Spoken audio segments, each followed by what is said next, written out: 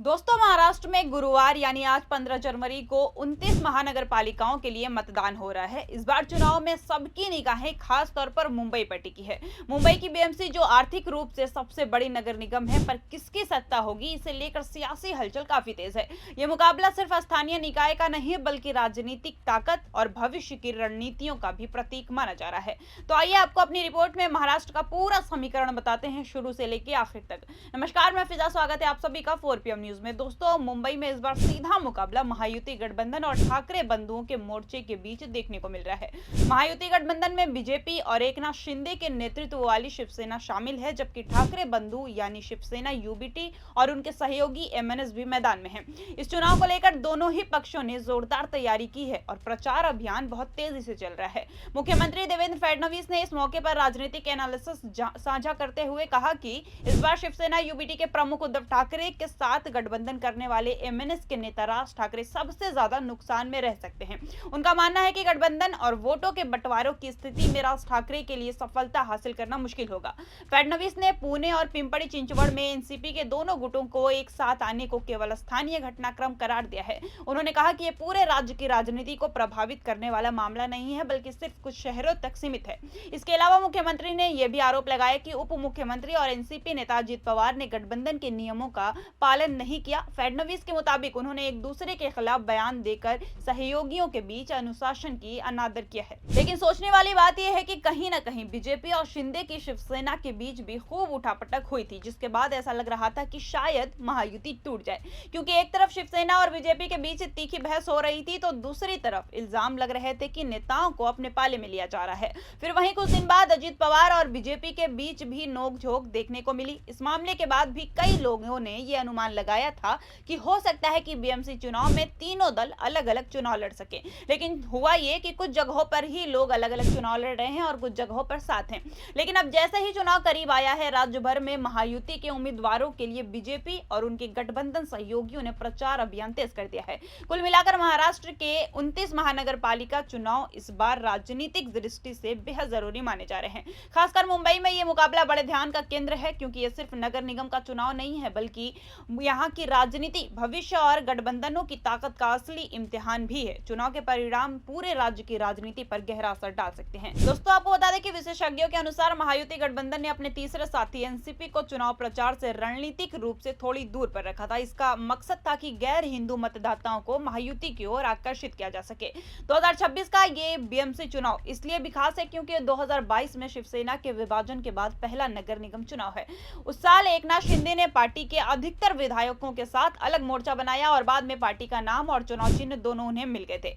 इससे पहले अविभाजित शिवसेना ने देश के सभी अमीर नगर निकाय बीएमसी पर लगातार 25 साल तक शासन किया था।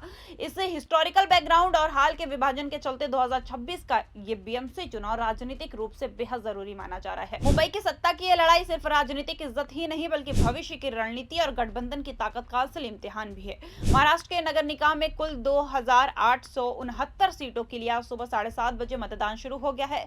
मतदान सुबह 6:30 बजे से शाम 5:30 बजे तक चलेगा। इस चुनाव में कुल 3.48 करोड़ मतदाता 15,931 उम्मीदवारों के भविष्य का फैसला करेंगे। इनमें मुंबई के 1700 और पुणे के 1166 उम्मीदवार शामिल हैं। मतगणना 16 जनवरी को की जाएगी। वहीं दूसरी तरफ चुनाव से पहले एक अहम राजनीतिक घटनाक्रम में 2 दशक बाद चचेरे भाई उद्धव ठाकरे और राज ठाकरे फिर से एकजुट हुए हैं। उनका लक्ष्य है मराठी मतदाताओं को एक साथ लाना और एमएनएस के दम पर चुनाव में ताकत दिखाना। वहीं पुणे और पिंपरी चिंचवड़ में एनसीपी के अलग अलग गुटों ने चुनाव से पहले गठबंधन किया है, ताकि विरोधियों पर मजबूत दबाव बनाया जा सके। इस चुनाव में विपक्षी कांग्रेस ने मुंबई में अपनी स्थिति मजबूत करने के लिए महाविकास आघाड़ी के सहयोगियों शिवसेना यूबीटी और शरद पवार के एनसीपी के साथ अलग होने का फैसला किया है। कांग्रेस ने राज्य की राजधानी में प्रकाश आंबेडकर की वंचित बहुजन आघाड़ी और राष्ट्रीय समाज पार्टी के साथ हाथ मिलाया है, जबकि नागपुर में वो अकेले चुनाव लड़ रही है। इस तरह महाराष्ट्र के नगर निकाय चुनाव में बड़े गठबंधन, रणनीतिक साझेदारियां और नई राजनीतिक चालें देखने को मिल रही है, जो चुनावी नतीजों को प्रभावित कर सकती है। आपको बता दें कि महाराष्ट्र में 29 महानगर पालिकाओं के चुनाव 6 साल से ज्यादा समय के बाद हो रहे हैं। इस नगर निगमों के कार्यकाल 2020 से 2023 के बीच खत्म हो गए थे, इसलिए इस बार उनका चुनाव जरूरी था। इन 29 नगर निगमों में शामिल हैं छत्रपति संभाजी नगर, नवी मुंबई, वसई, विरार, कल्याण, डोंबिवली, कोल्हापुर, नागपुर, मुंबई, सोलापुर, अमरावती, अकोला, नासिक, पिंपरी चिंचवड, पुणे, उल्हासनगर, ठाणे, चंद्रपूर, परभणी, मीरा भाईंदर, नांदेड़, वाघाला, पनवेल, भिवंडी, निजामपुर, लातूर, मालेगांव, सांगली, मिराज, कुपवाड़, जलगांव, अहिल्यानगर, धुले और जालना। अब बात करें प्रचार की, तो महाराष्ट्र में महानगर पालिका चुनाव के दौरान मुख्यमंत्री देवेंद्र फडणवीस ने दोनों उप मुख्यमंत्रियों एकनाथ शिंदे और अजित पवार के साथ पूरे राज्य में व्यापक प्रचार किया है। महायुति गठबंधन के प्रचार अभियान को मजबूत करने के लिए उन्होंने कई नगर निगम क्षेत्रों में रैलियों और रोड शो में हिस्सा लिया। वहीं उद्धव ठाकरे और राज ठाकरे ने अपने मजबूत क्षेत्रों पर ध्यान केंद्रित किया।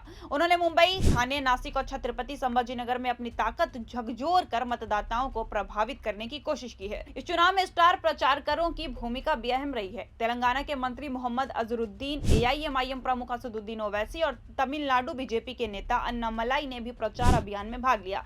इन बड़े नेताओं और स्टार प्रचारकों के दौर ने चुनावी माहौल को और गर्मा दिया और तरह तरह के मतदाताओं को आकर्षित करने की रणनीतियों को देखा गया।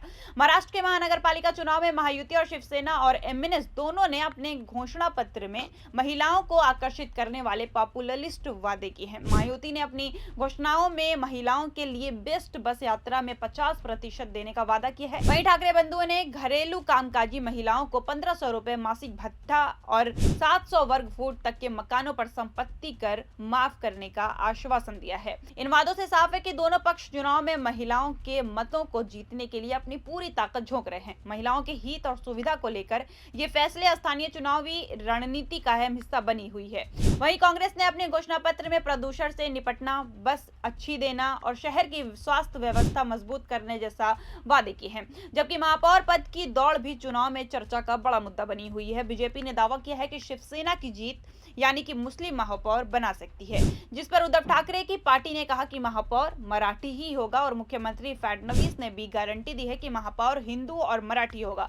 मुंबई में 227 वार्डों में BJP 137, Shiv Sena 90, NCP 94, Shiv Sena UBT 173, MNS 52, Congress 143 और वीबीए 44 उम्मीदवार उतार रहे हैं। जबकि कांग्रेस ने राज्य के बाकी हिस्सों में कुल 1263 उम्मीदवार खड़े किए हैं। मुख्यमंत्री फडणवीस ने कहा कि ठाकरे बंधु पूरी तरह प्रचार में सक्रिय नहीं रहे और अपनी राजनीतिक प्रतिष्ठा दांव पर लगाने में हिचक रहे हैं, लेकिन उनका मानना है कि भविष्य में महाराष्ट्र की राजनीति मुख्य रूप से बीजेपी के इर्द गिर्द ही रहेगी।